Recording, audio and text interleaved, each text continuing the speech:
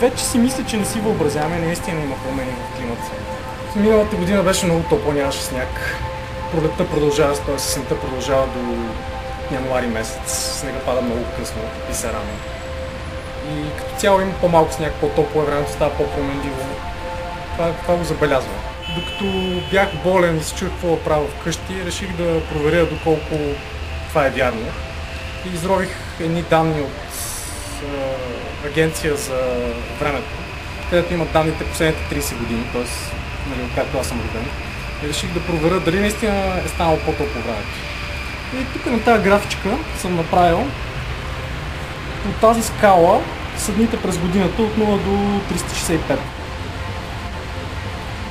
А по тази скала са годините от 1979, когато съм роден, до сега, т.е. до 28-та година. Графиката е така, защото това е все едно 1 януари и това е 31 декември, тук температурите са най-ниски. По средата са летата, това са август-юли месец. И както може да се види, графиката колкото по-назад отиваме, т.е. напред отиваме във времето, температурата става по-висока, което може да се види с тези червени пикове на температурата.